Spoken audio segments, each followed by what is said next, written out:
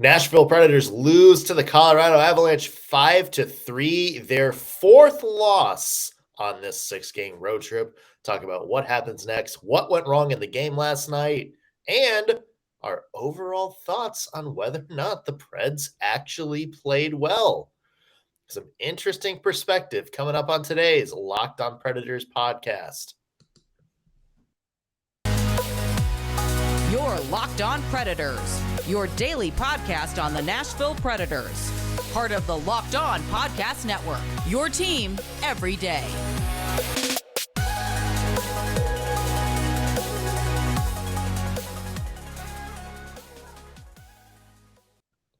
Thank you for making Locked on Predators your first listen of the day. Every single day, we are your free Nashville Predators podcast that is available to you on all platforms and on YouTube. I'm Nick Morgan. I'm a writer and editor at ontheforecheck.com, and I have a partner in crime.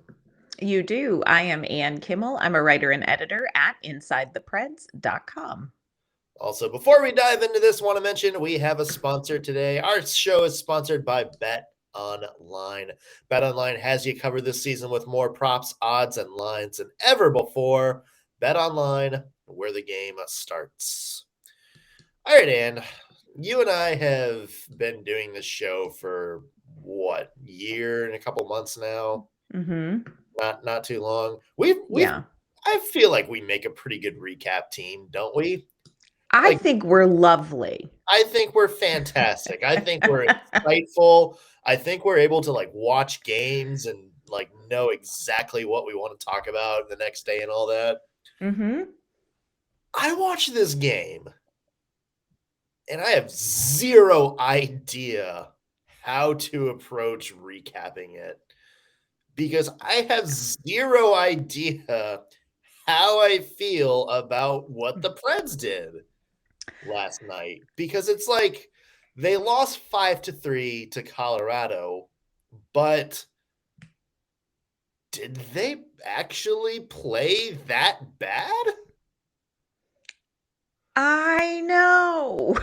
Is it I'm looking at kind of going through some of the clips and stuff again and being okay, what went wrong? What was the breakdowns? All this stuff. And I'm watching this and I'm they didn't really do anything that would make you Seattle.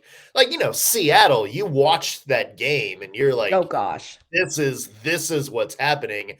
This is a bad mishap, something wrong that's led to every single goal. This is just playing the Colorado Avalanche.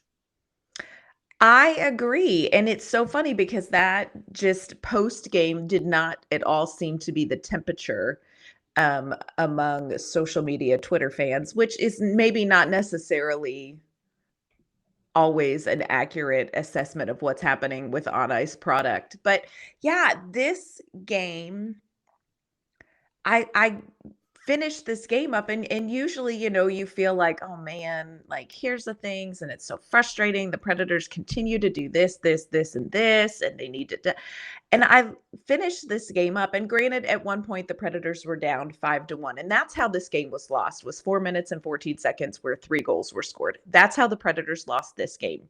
But even in that 4 minutes and 14 seconds, it's not like there were the egregious, Ryan McDonough turned the pass over in the slot moments.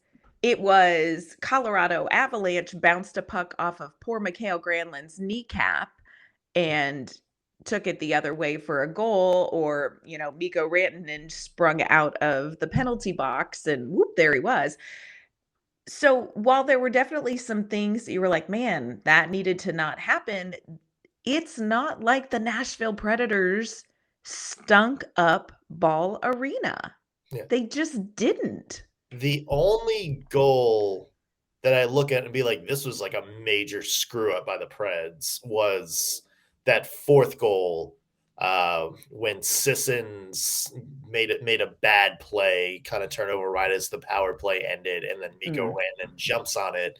And then there's, the play that sets Colorado up. That was the only time that I'm like, yeah, this is the screw. But, that third goal, you talked about it, the Mikael Granlund play, that's an unlucky bounce probably could have been a Colorado penalty on that play. Yes. And then you look For at these sure. other games, like the other goals, and it's just like, these are just what it's like playing the Colorado Avalanche. Good players making good plays. Like, it's not like we handed them the win on a silver platter. It's just they outplayed. And that's going to Right. happen in some games, especially when you go against the Colorado Avalanche. Right. So I am with you. Like, this is a really tricky game to come away with a to-do list for the Nashville Predators, because I think they did a lot of things well. And that leads me into how I picked my one word for this game, because I was like, well, how do you one word this game? I mean, the Predators were down 5-1 at one point. That is not ideal. They came back, they lost, but they played not horrible. So how do you do it? And here is my one word for the game: Dairy Queen turn signal.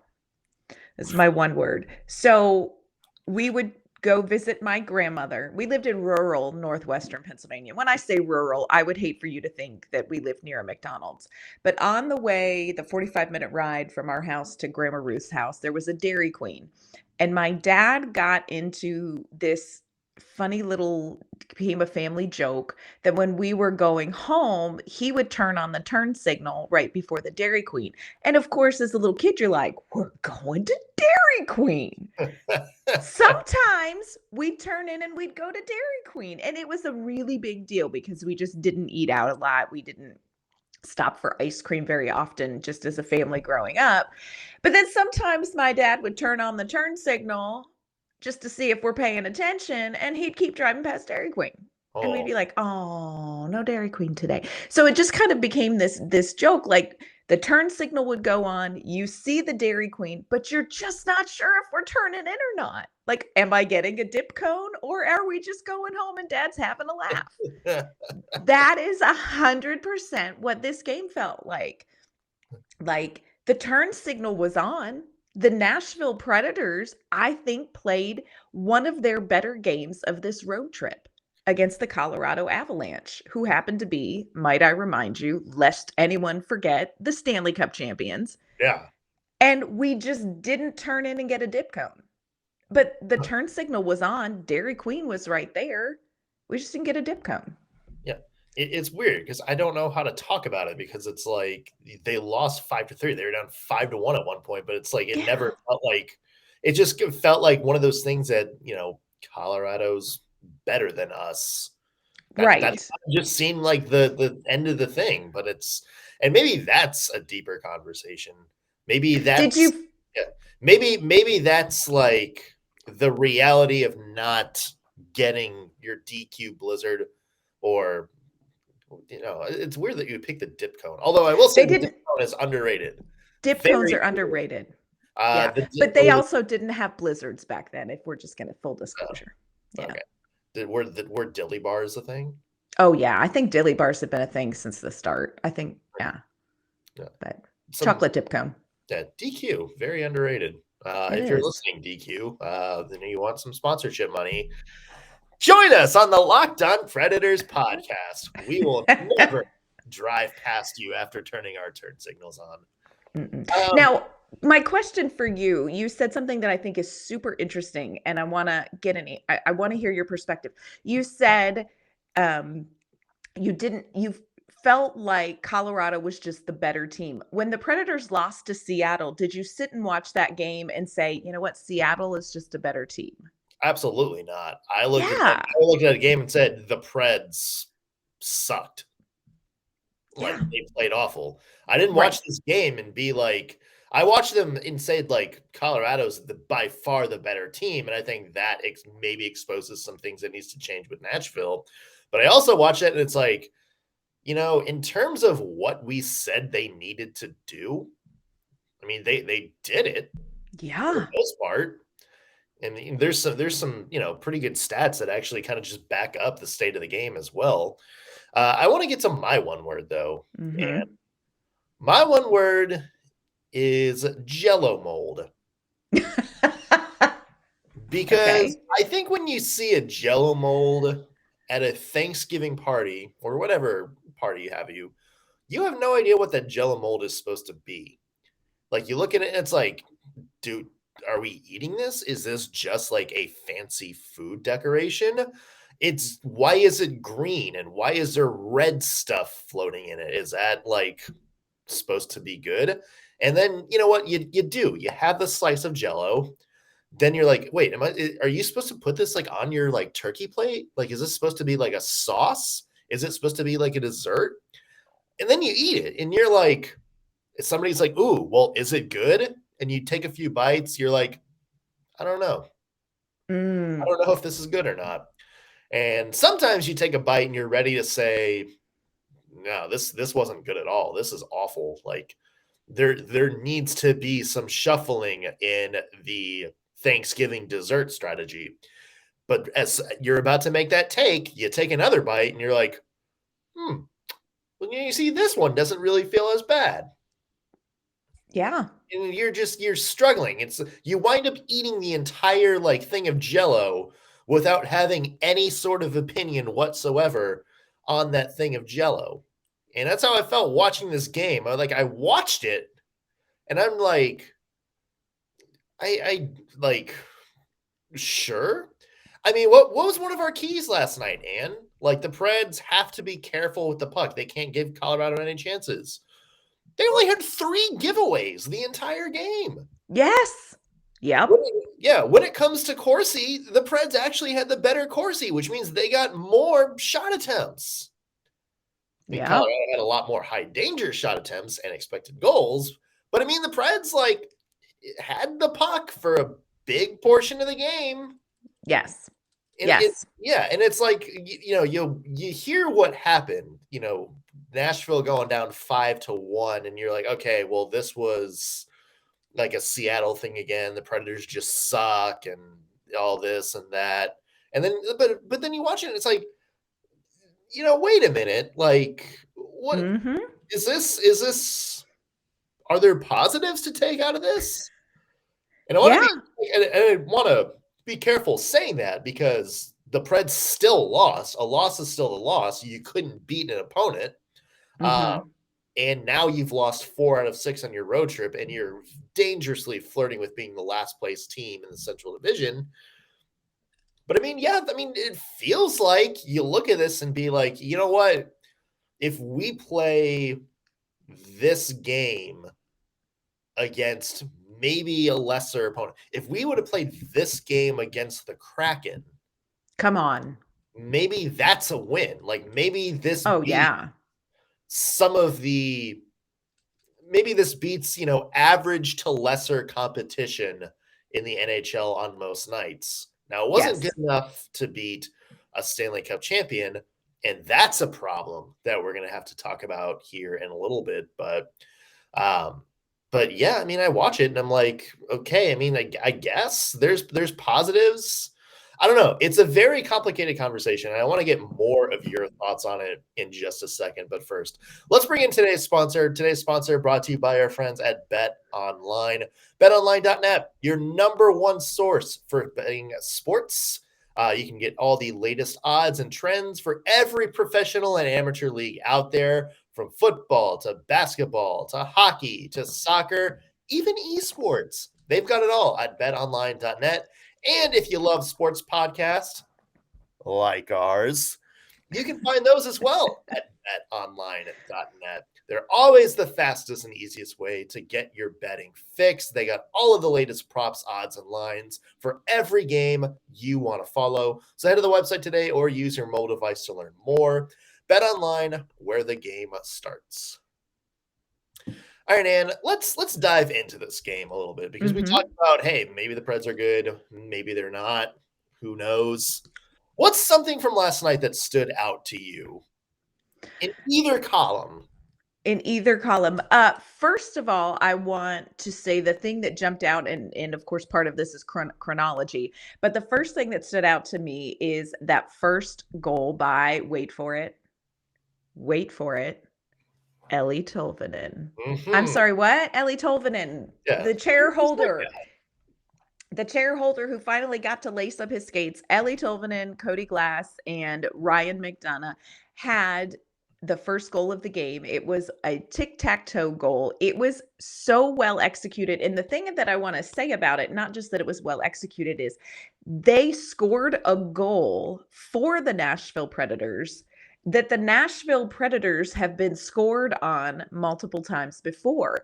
And that was such a great goal and kind of a big boost for the team. And I think just for Eeli Tolvanen and Cody Glass. But it was one of those goals that has constantly, the Predators have been on the receiving end of that goal, and they were able to execute it really well. And I'm like, look, the Nashville Predators can score pretty creative, quick pass, cross ice goals. It was really nice. And of course, now we're gonna, since we just dipped our toe in the water, let's just dive right on in and talk about Eeli Tolvanen and Cody Glass. Oh boy. Talk to me. Make it make sense to me, Nicholas. Make it make sense, my friend. I felt like Tolvanen and Glass, and who else was on the line with them? Cole Smith, which, has turning into a swear word apparently in Nashville, but I thought he had, a decent game as well. They played less than 10 minutes in this game. And they cost the Predators really nothing defensively. They are players, Glass and Tolvanen, players with speed, and scored a goal right off the bat. Played with a lot of energy and intensity, pursued the puck, but did not over pursue the puck to the point where it cost Nashville. They didn't overcommit on any of their checks. Make it make sense to me. Less than 10 minutes of ice time in this game. Make that make sense to me. First off, can I say that I hate that we're still talking about this?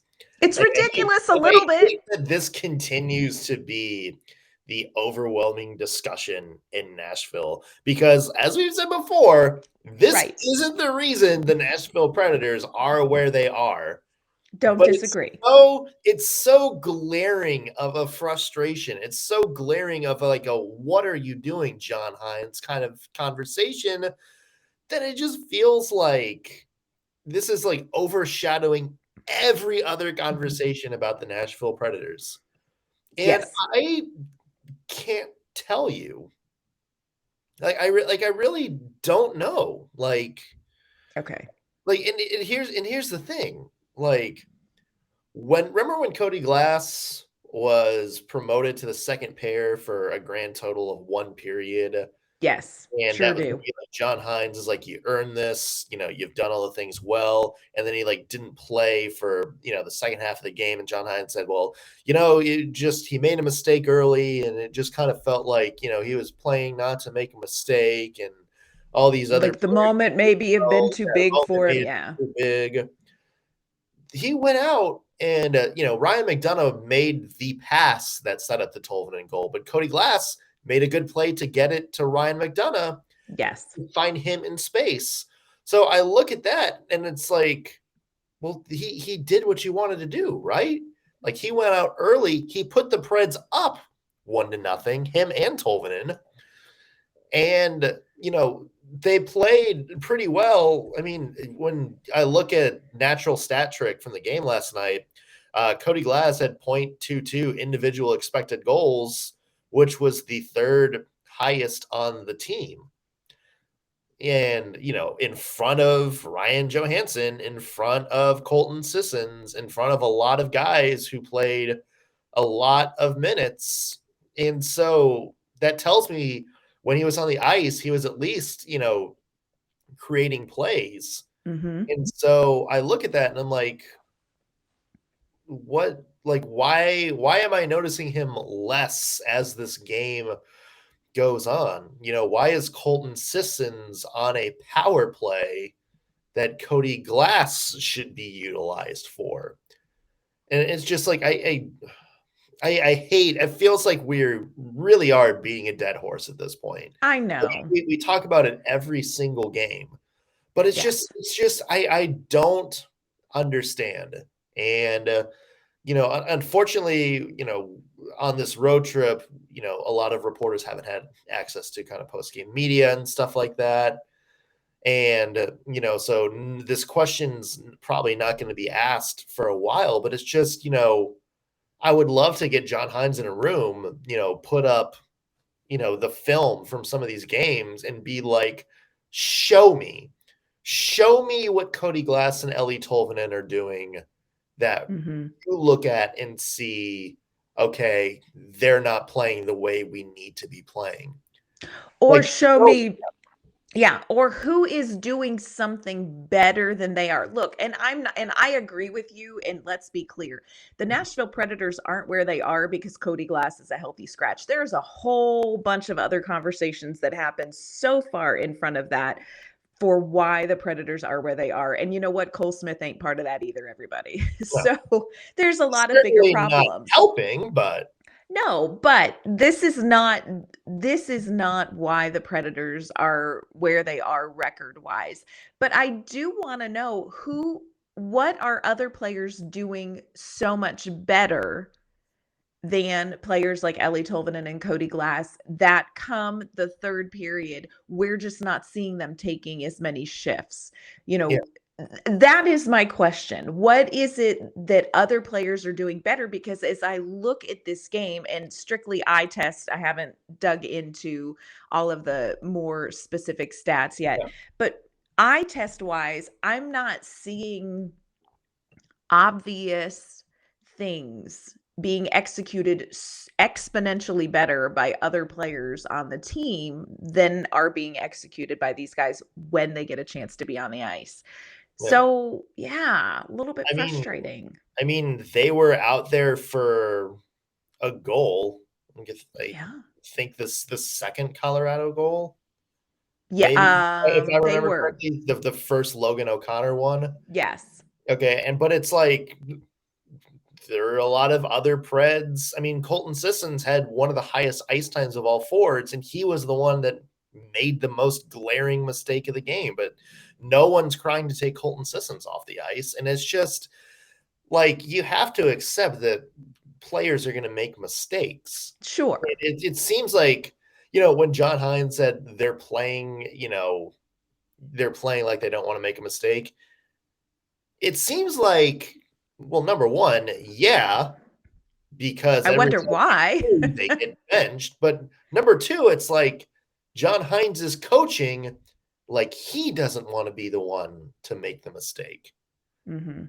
Like he doesn't want to be the one that is like, oh, this young guy is not ready, so I'm not going to put him on the ice because I don't want us to have like a defensive lapse and end the game. But that's a terrible way to coach. And again, Mhm. I like John Hines. Like, I really do like John Hines. Yes. I think he deserves a lot more credit than Preds fans give him sometimes. Yes. But you gotta find ways to play to your players' strengths while trying to offset their weakness.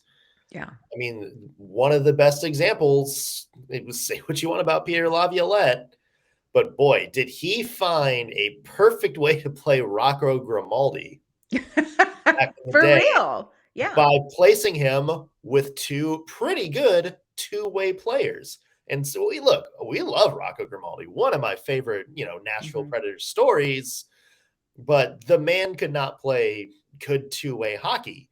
But guess who could? Nick Bonino could. Yep. Craig Smith played Yes. pretty good two-way hockey. And so putting with those two, it's like, you know what? We found a way to use him. He fits in with this line. He's got a lot of speed. He's got a lot of hustle. And he's playing with two guys that have his back if something goes wrong. And I look and think like, okay, like maybe he should be there with Ryan Johansson and Nino Niederreiter. I know Mhm. he's a center, but I mean, you can easily move him around Right. because those are two guys that are pretty responsible hockey players. Or, Mhm. why don't you have Eeli Tolvanen like with somebody like that? Or even Right. Phil Tomasino. If you're worried about them making a mistake, then put them in places don't just put them together on a line with, the last guy who's not scratched and be like, okay, like, your Don't guy, screw up. just go out there and just don't screw up. Put them in places where they have a chance to succeed. And if they do screw up, which they're young players, they're probably going to at some point, you have players on the ice that can kind of shoulder the burden a little bit and kind of help him and be like, hey, we see you going up to this part of the ice, so we're going to move here. You're kind of out of position, but we're going to change some things around so we have your back. Yes. There's a way to configure this. And John Hines is configuring. I mean, you can't say he's not configuring. It's just he's doing something. He's doing something. There's lots of other takeaways from this game that we need to get to. We need to talk about a couple more things that the Predators, golly, did really well. So frustrating. And we're going to talk about that in just a second. But first, want to thank you for making Locked on Predators your first listen today. For your second listen, you need to go check out Locked On Sports today. From the games that matter the most to the biggest stories in sports. You can go beyond the scoreboard and behind the scenes with local experts and insight that only Locked On can provide. Locked On Sports today, it's available on this app, it's available on YouTube, and wherever you get your podcasts. And here's something bizarre. Mm-hmm. The Predators, Kevin Lankinen got the start in goal last night. Second start of the road trip. He let in 5 goals. Dare I say he still was one of the Predators' best players in that game last night. Incredible performance by Lankinen. And again, feels weird saying that because they scored 5 goals on him. Yeah. But what an incredible performance by Kevin Lankinen. Incredible. I mean, he had some vintage UC Sorrow keep us in the game saves. And I think he probably would like those breakaway goals back because those were difference makers in the outcome. Sure, but I mean, how much credit do you really be like, oh, that's one he should have had on, a breakaway is an odd Right. But I thought he looked fantastic. He read the plays so well. There were, several times where Colorado was trying to do that cross ice pass, backdoor shot that the Predators have been scored on repeatedly this season. And he was reading the plays so well. I thought Lankinen looked really good in that. I thought so too. And it's good to him. I guess that also kind of transitions to one of the things I didn't like about this game was that the Preds gave up way too many chances in front of the net. Colorado's high danger chances were all over the place. If you look at the heat map, the biggest area was directly in the slot, right around the net. There's way too many of those. That to me is a big reason why the Preds lost last night too, is just the defense, in high danger chances just hasn't been there this season. They haven't been able to keep players out of prime scoring opportunities. And again, maybe that's Colorado. Maybe it's just Mikko Rantanen just happens to be a really good hockey player who's really good at finding the good places in front of the net to score. Maybe that's it. But that to me is something that the Preds absolutely need to clean up. But you talk about it, Kevin Lankinen stopped a lot of those shots from going in. It's funny that he let in 5 goals. He probably should have let in 8 or 9. Oh, at least. There's so many plays. There's the one right off the bat where I can't remember what Colorado player was coming in, but it was one of those cross ice plays. It was a one-timer, and Lankinen just kind of extended his body all the way across and made a great save, and that kind of set the tone for him. I mean, that first period where it just looked like nothing was going to get past him all night, even though the Avs were buzzing. I mean, he looked solid. And again, there was that stretch, 9-minute stretch in the second period where the Avs scored 4. I went through all of those goals and I look at it and it's I don't pin any of those on him.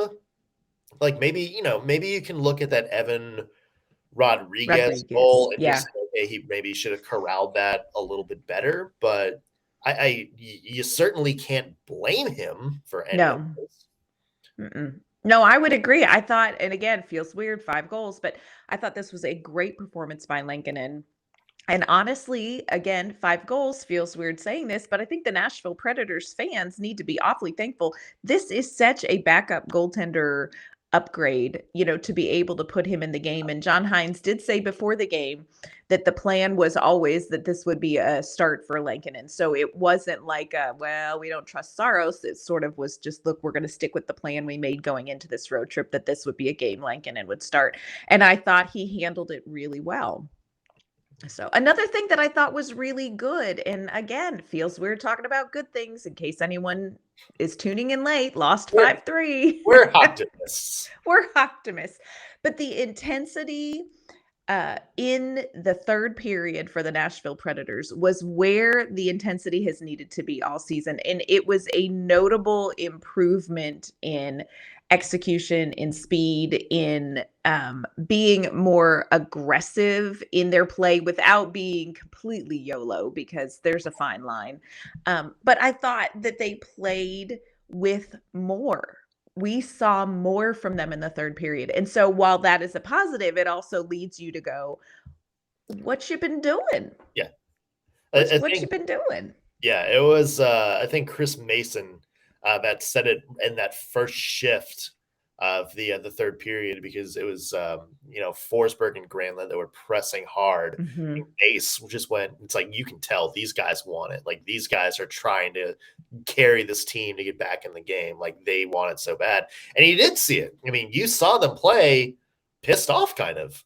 Yes. And yes. that's how they need to play. Like, those guys, I think the reason we don't really talk about it a whole lot now, but the reason I think Duchesne and Forsberg did so well last year is just because I think they had a chip on their shoulder. Mm-hmm. Like, and they played with it sometimes. Forsberg was a free agent, and nobody was like, okay, he's not really worth the money. He's hurt all the time. He just hasn't been able to get over that hump, whatever. Right. Jane, worst season of his career. Everybody, he was unprotected at the expansion draft. And the guy every Preds fan is trying to trade and fan post and this and that. And they played like, you know what, screw it. We're taking this over. We're proving how good of a player we are. And I would love to see that same hunger from them this year. And you saw it in that third period where it's like they played like they had something to prove again. Yes. And in a way they do, because they each have to prove that, last season wasn't a fluke. It wasn't just, a good season of things going right for Matt Duchesne or high shooting percentage or anything like that. For Forsberg, it's not just, I'm not just doing this to, because I want a good contract for 8 years. It's, we can do this year in and year out. We want to lead the Preds to the Stanley Cup. They have to prove that this year. And I think you finally saw, maybe for the first time this season, a little bit of that fire, a little bit of that, we're going to go and put this team on our back offensively. Mm-hmm. And here's what is a good takeaway, kind of a good place to sort of land with that third period execution. The Nashville Predators on Saturday are at home. I believe they're playing the New York Rangers. New York Rangers. And this is a really good time to play pissed off. This is a really good time to keep that intensity and that we've got to prove it now. Surely this team is frustrated with the results they're getting. Surely this team is disappointed in their execution at points this far into the season. And, Ryan Johansson said it last night, we've got to find a way to be better. We're running out of time. Well, if you need to play under the gun, if you need to play with pressure's on. So can you carry over that style of play, that level of intensity, that level of hunger Saturday night at home against New York Rangers? It's a great opportunity for the Nashville Predators. And, here's hoping that they can take advantage of it. Yeah. They go home. They play the New York Rangers on Saturday. 7 of their next 8 games are at home. They only have 1 road game for the rest of November. Mhm. I mean, where do you see the future for this Nashville Predators team? Like, what do the next couple of weeks hold? And who knows after, like, Yeah. Dairy Queen turn signal. Yeah. I Who mean, I was knows? actually asking you the question, like, how do you I see this going? Like, I don't, and that is what is so frustrating is I so want to give you a really educated answer. yeah, yeah. I Are we mean, gonna have a dip cone at the end of November? I hope so. I hope being at home with a bee in their bonnet, like, hopefully will remain after this game. I am hoping that this look, here's what I can say. The Nashville Predators have the opportunity.